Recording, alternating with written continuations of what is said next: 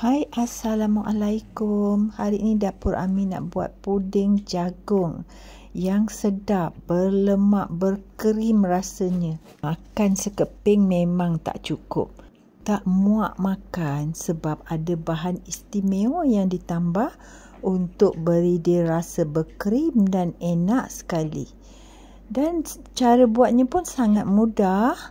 Kita ikut sukatan tin sahaja. Tin jagung yang digunakan. Jadi sangat mudah untuk yang baru nak belajar buat pun tak jadi masalah. Okey, jom kita mulakan. Sediakan periuk, kita masukkan 1 tin jagung. Jagung krim lah ya. Kalau beli jagung biasa, blend sikit lah ya. Tin yang sama kita gunakan untuk sukatan gula. Tak payah penuh, kita tak nak manis sangat lah ya. Ikut sukatan macam ni, dalam 3/4 penuh dia ya, 3/4 sahaja. Kita tuang sekali, kemudian kita masukkan sedikit garam untuk balancekan rasa lemak manis dia. Dengan menggunakan tin yang sama, kita sukat 2 tin santan. Santan saya pakai santan fresh. Kalau perempuan gunakan santan kotak, tambahkan air lah, cairkan ya. Dan kita tambahkan 2 tin air biasa ya. Ini sukatan dia lah. Kemudian kita masukkan tepung custard. Saya gunakan tepung bird custard lah ya. Ikut sukatan yang sama, tin yang sama. Kita isikan sampai penuh lah ya tin ni. Kalau nak buat puding jagung, pastikan pakai tepung yang baik lah macam ni ya. Kalau kita gunakan sebarangan, takut lari pula dia punya sukatan nanti kan. Okey, kita isi sampai penuh macam ni. Kemudian kita tuangkan sekali dalam periuk yang sama.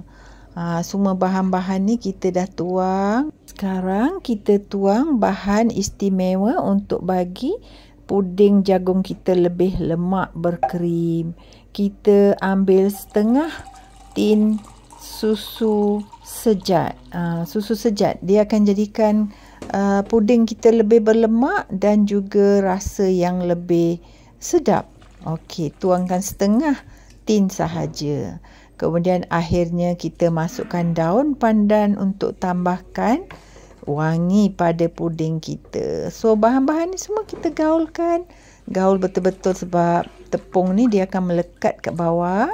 Bila kita dah gaul sempurna, baru kita onkan api lah ya. Kita nyalakan api dan teruskan gaul. Ini kaedah yang paling senang lah. Ada lagi satu kaedah tu, kita bancuhkan tepung asing dengan sedikit air. Kemudian kita masak bahan-bahan lain. Bila dah menggelegak, kita tuang. Tapi yang ni just kita isikan dalam periuk yang besar ni macam ni semua. Lepas tu kita teruskan menggaul sampai dia mula pekat dan menggelegak lah ya. Api jangan besar sangat lah ya. Gaul dia slowly, dia tiba-tiba dia akan jadi pekat ya. Bila dah mula pekat, kena sentiasa pastikan tidak melekat bahagian bawah dia lah. Kalau tak, hangit pula rasa puding kita nanti. Okey, teruskan kita dah mula dah. Dalam 10 minit tu dah mulalah pekat. Masa ni lah kita kena jaga lebih kerap bahagian bawah dia supaya tak melekat lah ya. Pastikan kita dah sediakan loyang yang kita nak tuang nanti. Nak bekukan dia kan. Bila dalam 5 ke 10 minit kita gaul, dia dah mula meletup-letup tu, kira dah boleh lah. Kita matikan api dan kita tuangkan adunan kita ke dalam loyang. Kita keluarkan daun pandan dahulu. Sekarang bolehlah kita tuang dalam loyang yang sesuai ya. Lepas tu kita biarkan kuih kita ni di luar, biar lagi sejuk dulu. Jangan masuk dalam peti sejuk cepat sangat, nanti dia merekah atas tu. Bila dah padat macam ni, biarkan dalam 10 ke 20 minit biar dia sejuk sikit. Baru masukkan dalam peti sejuk.